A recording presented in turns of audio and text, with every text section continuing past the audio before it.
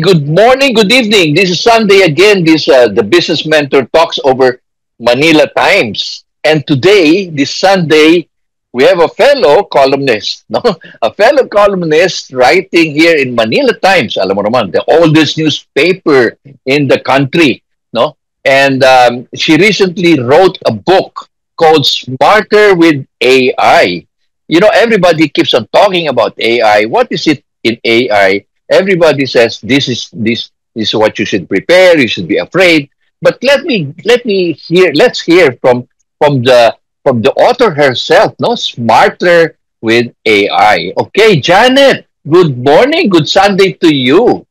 Yes, good Sunday. Good morning, good evening to everyone, to our Manila Times listeners, readers, viewers.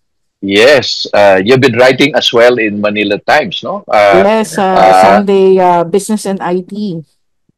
so this will come out also in Sunday, so you'll have a two way to show people. Tell us, Janet, what made you write about this book called Smarter with AI?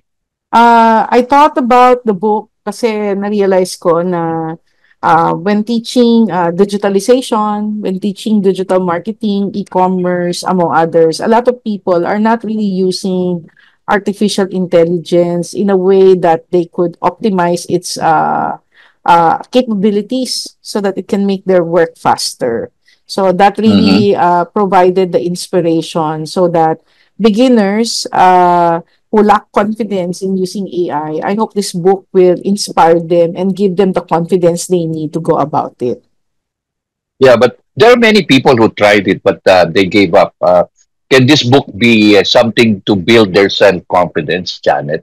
I hope Na-try ko na so. yan eh. Na-try ko na. Ayoko, napaso ako, natakot ako eh. But I guess reading this book, uh, looking over at this book, at what she wrote, I guess it will be helping them, no? Build their self-confidence, di ba? Yes, ginawa naman natin yung makakaya natin. Nilagyan natin siya ng glossary at the end of each chapter so that any Mm-mm. highfalutin term, maintindihan kaagad siya. Nilagyan din natin siya ng strategies in action para pwede sila makapag-reflect at pwede rin nilang subukan using their favorite AI tool, whether Mm-mm. gamitin nila yung Meta AI or gumamit sila ng Grok ng Twitter or ng ChatGPT o kung ano man, Gemini, kung ano man, or Copilot ng Microsoft, no? Kung saan nila gustong Mm-mm. magsimula. And then, naglagay din ako ng call to action para pwede nila akong kontakin kung may question sila. Kasi I hope that through the book, I will meet new people as well. At in fact, yung isa nga bumili ng libro na nag-iisip siya kung ano yung pwede niyang gawing side hustle at na-enlighten daw siya doon sa book. Sabi ko sa kanya, mag-usap kami, mag-meet kami kasi gusto kong malaman kung ano yung mga pinag-iisipan niya at syempre kahit paano makakapagbigay din yun ng insight sa akin kung paano ko pa may improve yung aking craft.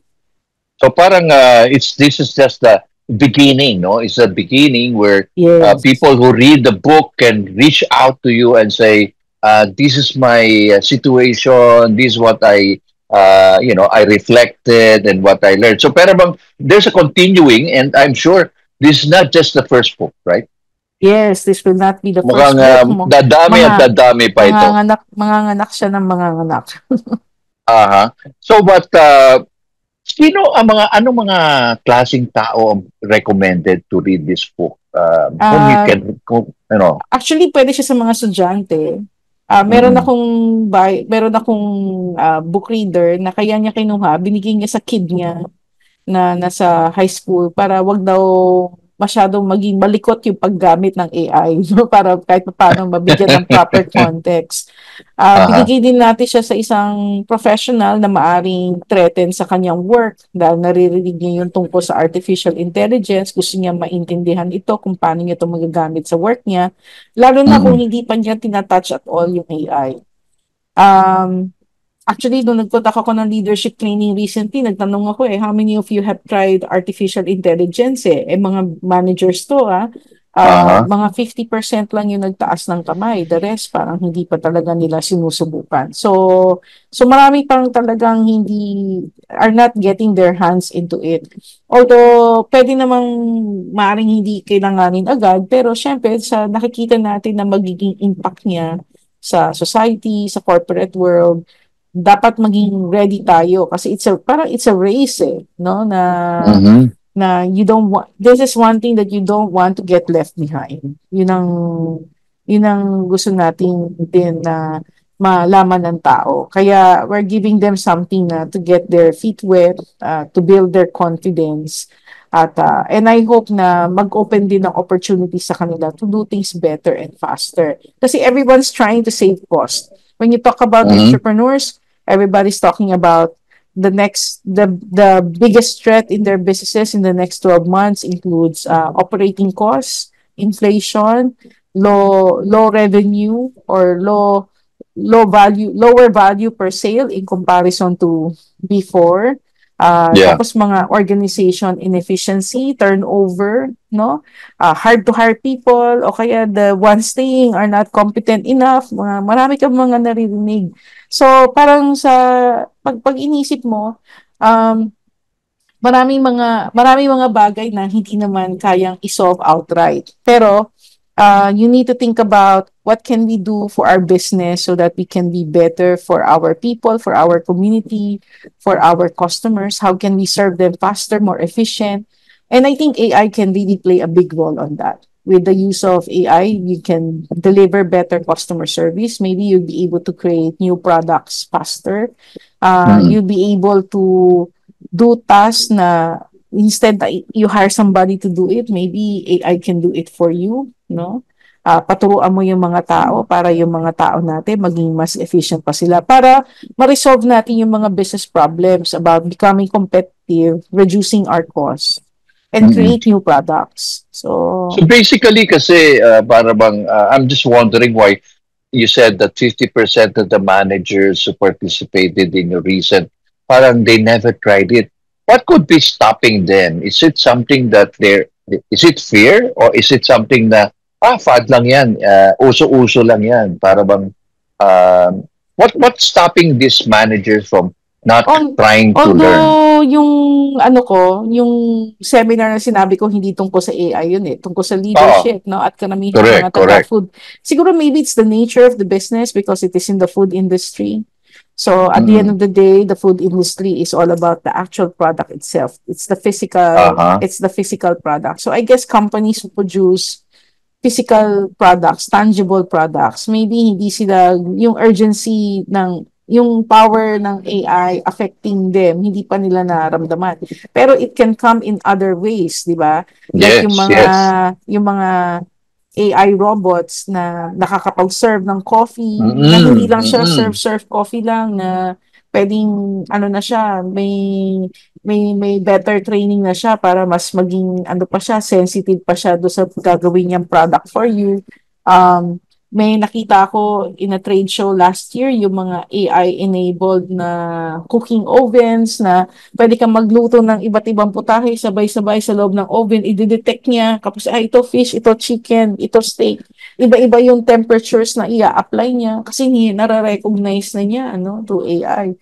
So, Uh-huh. pero hindi pa yung mga ganong technologies pwede kasi hindi pa umaabot sa kanila. Or maybe they don't Oo. see na it's being used by their competition yet, no? Correct, correct. Pero kaya So, siguro hindi pa nila nakikita yung relevance sa mm, trabaho alam mo nila. maganda ito ginawa mong libro, Janet, ha? Nilagay mo yung clearing up common misconceptions about AI, ha? Kasi marami talagang dapat hawiin, na dapat i-clear up. Like sabi mo nga, Janet, AI isn't magic, but it's not human. Para bang, bakit? Bakit mo nasabi yun na ito ba isang misconception at hindi talaga magic Ah, si de, AI? Correct? kasi di naman sabi muna natin na AI is not magic and it is not human. So, Oo. kailangan malinaw sa atin kung ano yung what it can do and what it cannot do. Kasi yung nangyayari kasi parang parang na-overhype din kasi minsan yung AI. Para bang people start saying na magagawa ito ng AI na kung tutusin, hindi naman AI ang gumagawa nun. Algorithms yun, no? Aha. Yung mga programs na mga dinesign natin para mag-analyze ng big sets of data, hindi necessarily AI yun. So, kaya minsan kailangan ma-distinguish natin ano yung AI at ano yung hindi AI. So, yun yung gusto nating ipaliwanag. Mm. So, yun Parang sabi mo nga. parang bumalik ka doon sa Computers 101. Parang Correct. yung computer, hindi siya magic, hindi siya human. Parang ganon. Dep- kung depende kung anong i-output mo, di ba? Input, output, di ba? So, yun ang nangyayari doon, no? So, ito pa isa, sabi niya, AI understands like human. Oops, totoo ba ito? Kasi parang sasabi nila Oo. nakaka-understand daw yung AI. Oo. Pero Oo. gusto nga natin maintindihan ng tao na it does not think, no? Parang ano siya, parang nagpe-predict lang siya. Kaya kung nai-impress ka dun sa mga binibigay niyang sagot yon sa'yo, bahagi na rin kasi yun ng training na pinagdaanan niya. Yung lahat ng materials Mm. na binigay sa kanya, no? Na depende do sa mga words na tinatype mo kapag nag-a-ask siya ng questions.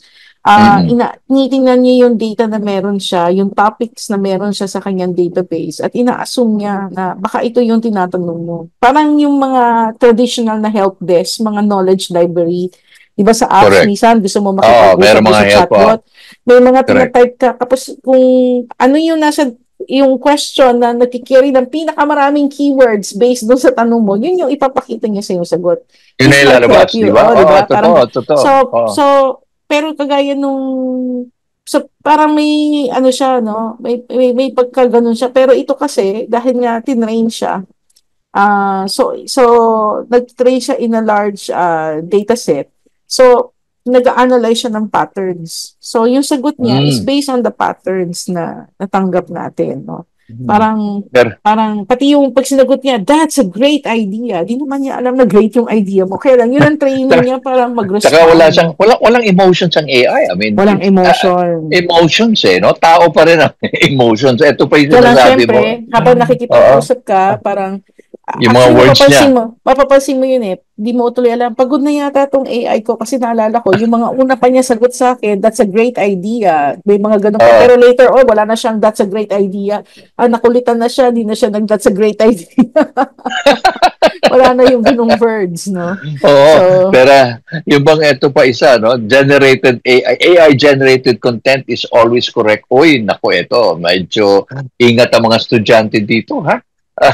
Di ba? Yung mga, If you oo, remember Boots, yung before AI, yung mga millennials, oo. ang copy-paste source nila ay Wikipedia, di ba? So, Wikipedia. Yeah, yeah, yeah. tapos ngayon, lumabas si AI. Tapos ngayon, pag nag-type ka na sa Google, ang lumalabas na search results, binibigay na kagad yung answer sa iyo sa taas. Di ba? May AI write-up na siya.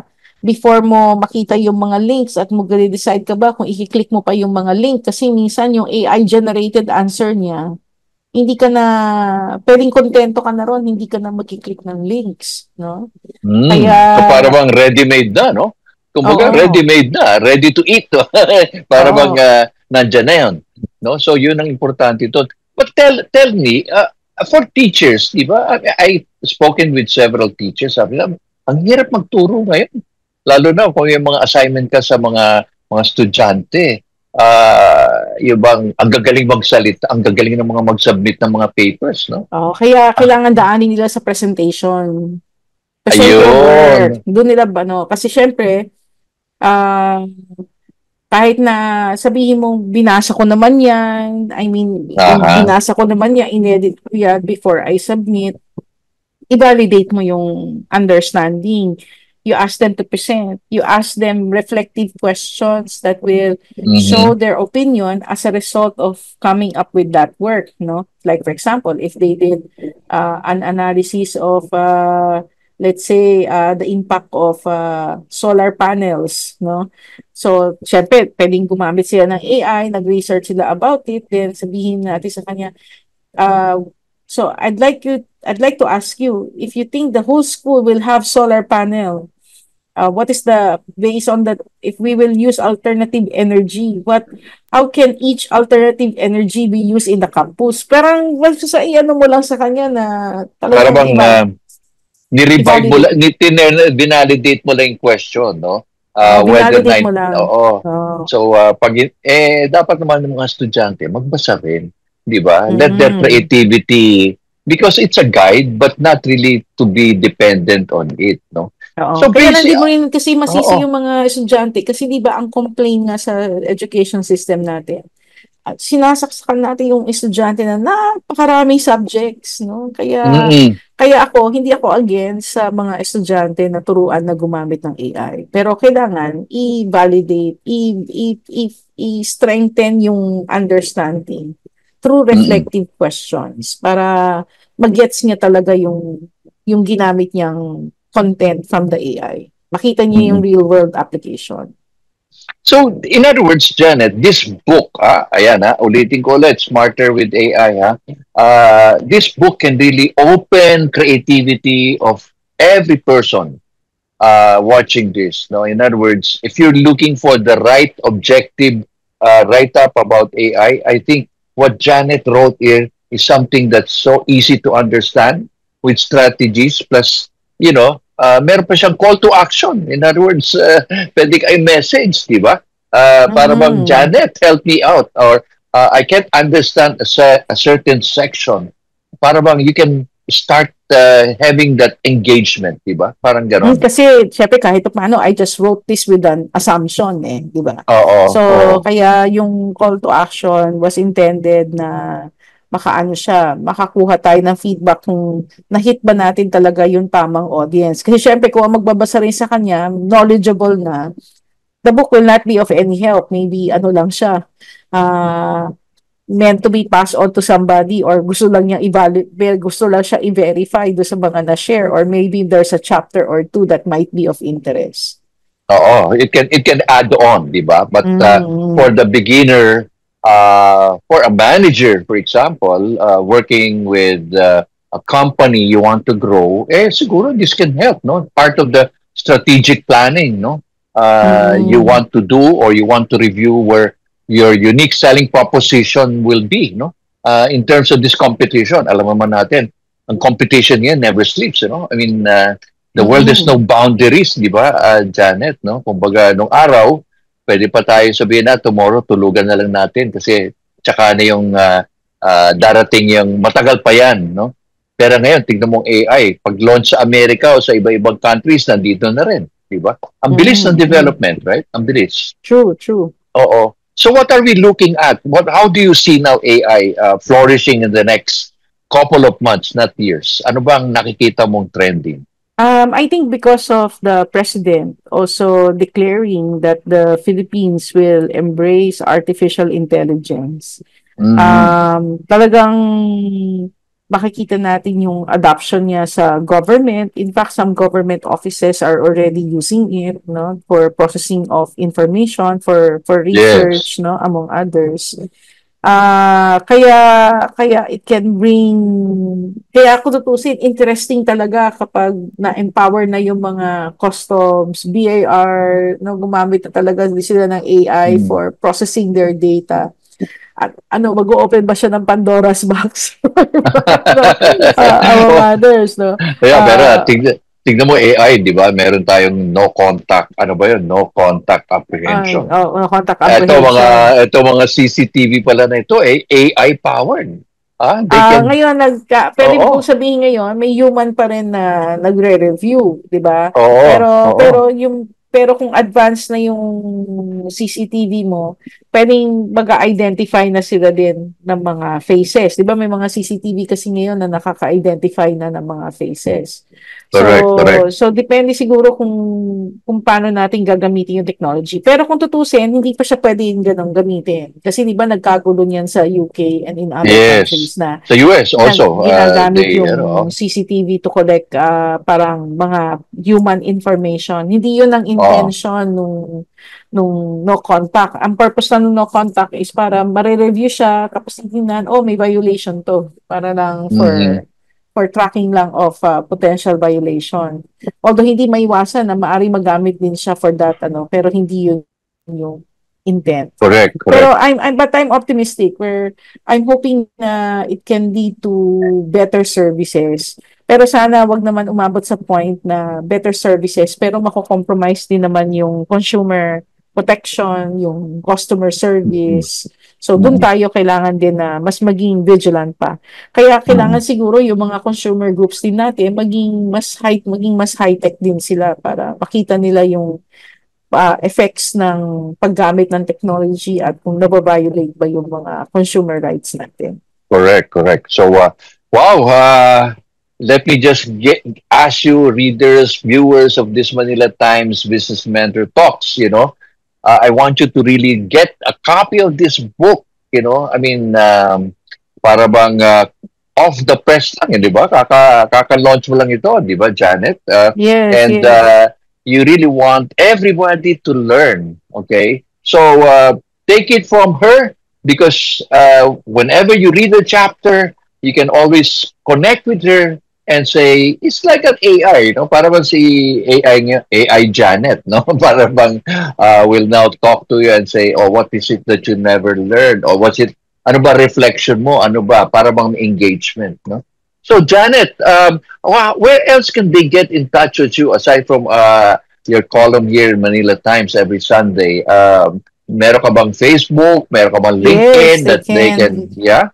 they can type Oh, Janet Toral on Facebook, LinkedIn, TikTok, at Janet Toral para mahanap nila tayo. Sa yeah. X, I am at Digital Filipino. Wow, talagang yan ha. Tignan mo ha. Never, never, I mean, para bang hindi ka nawawala ng energy, Janet? Believe ako. Kahit nung COVID, remember when we were talking via Zoom, nandun ka pa rin, no? Non-stop. So again, more power to you, Janet. Thank you very much for this portion of this Sunday that you allotted with us. And I'm sure a lot of our viewers will really appreciate. Uy, talaga palang ang columnist ni si Janet ay talagang credible, di ba? So it really takes somebody with such credibility to write this book. Okay? So thank you very much, Janet, Thank you and so much, have a Woods. have a Thank you, nice everyone. Sunday with you. Thank you very much. Bye bye.